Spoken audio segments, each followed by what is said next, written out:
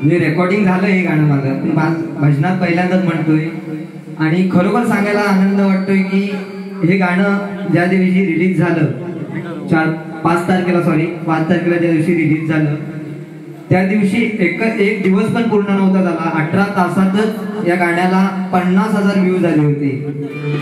आणि हे तुमचं सर्वांचं प्रेम आहे. धन्यवाद.